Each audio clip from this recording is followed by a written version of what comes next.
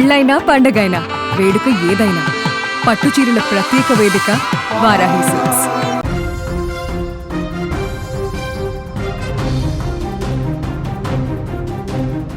ప్రకృతి కన్నెర్ర చేస్తే ఎలా ఉంటుందో, కాలం కలిసి రాకపోతే ఎలాంటి శ్మశాన వైరాగ్యం ఎదురవుతుందో కళ్లకు కడుతున్న దృశ్యాలివి. దక్షిణ అమెరికా దేశం వెనిజులాను ప్రకృతి ప్రళయం కోరల్లోకి నెట్టేసింది. ఒక్కటి కాదు, రెండు కాదు, వరుసగా 2 భారీ భూకంపాలు ఆ దేశాన్ని వణికించాయి. ఏం జరుగుతుందో తెలుసుకునే లోపే ఆకాశాన్నంటే బహుళ అంతస్తుల భవనాలు పేక మేడల్లా కూలిపోయాయి. నగరాలు కరెంట్ లేక చీకటమయమయ్యాయి. ఎటు చూసినా ఆర్తనాదాలు, ఎటు చూసినా ప్రాణభయంతో పరుగులు తీస్తున్న జనం, శిథిలాల కింద వందలాది మంది. ఇప్పుడు వెనిజులాలో ఎక్కడ చూసినా మరణ మృదంగం ధ్వనే వినిపిస్తోంది. ప్రకృతి విపత్తు తీవ్రతకు వెనిజులా రాజధాని నగరం చిన్న భిన్నమైపోయింది. అత్యంత రద్దీగా ఉండే వ్యాపార సముదాయాలు, వందలాది మంది నివసించే బహుళ అంతస్తుల నివాస భవనాలు నిమిషాల వ్యవధిలోనే నేలమట్టమయ్యాయి. సుఖంగా నిద్రపోతున్న వారు నిద్రలోనే శాశ్వతంగా కళ్ళు మూశారు. ఆఫీసుల్లో, ఇళ్లల్లో ఉన్న వేలాది మంది ప్రజలు ఆ కాంక్రీట్ శిథిలాల కింద చిక్కుకుపోయారు. స్థానిక అధికారులు, ప్రత్యక్ష సాక్షులు చెప్తున్న వివరాల ప్రకారం గాయపడిన వారి సంఖ్య వేలల్లో ఉంటుంది. శిథిలాలను తొలగిస్తున్న కొద్దీ భయానక దృశ్యాలు వెలుగు చూస్తున్నాయి.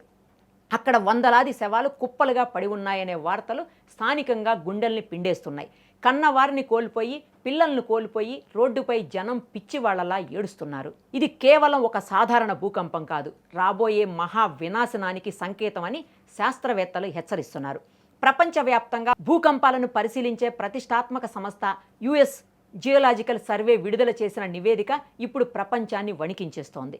ఈ భూకంపాల తర్వాత మరికొన్ని గంటల్లో అత్యంత బలమైన ఆఫ్టర్ షాక్స్ వచ్చే అవకాశం ఉందని శాస్త్రవేత్తలు తేల్చి చెప్పారు. ఒకవేళ అదే జరిగితే ఈ విపత్తు మరింత విధ్వంసకరంగా మారుతుందని, ఊహించని స్థాయిలో ప్రాణ, ఆస్తి నష్టం సంభవిస్తుందని హెచ్చరించారు.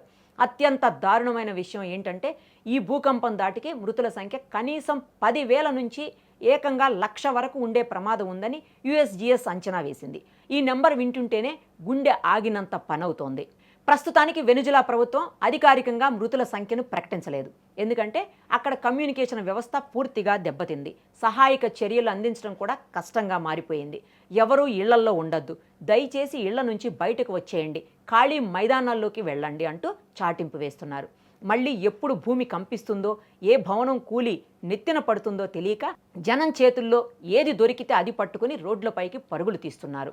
కట్టు బట్లతో ప్రాణాలు అరచేతిలో పెట్టుకొని మైదానాల్లో తలదాచుకుంటున్నారు. ఎటు చూసినా ఆకలి కేకలు, ప్రాణభయం, భీతావాహ వాతావరణం వెనిజులాలో ఎక్కడ చూసినా ఇదే కనిపిస్తోంది. ప్రకృతి సృష్టించిన ఈ మహాప్రళయం ముందు మనిషి ఎంతటి వాడైనా ఎందుకు పనికిరాడని మరోసారి నిరూపితమైంది. నిన్నటి వరకు కళకళలాడిన వెనిజులా నగరం నేడు శ్మశాన వాటికను తలపిస్తోంది. శిథిలాల కింద ఉన్న ప్రాణాలైనా సురక్షితంగా బయటపడాలని, ఆ దేశం ఈ విపత్తు నుంచి త్వరగా కోలుకోవాలని ప్రపంచమంతా ప్రార్థిస్తోంది. అంతర్జాతీయ సమాజం తక్షణమే స్పందించి వెనిజులాకు సహాయం అందించాల్సిన సమయం ఇది.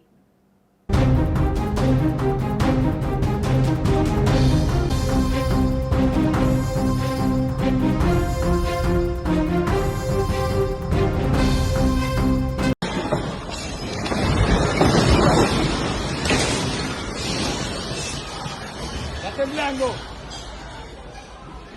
Está temblando.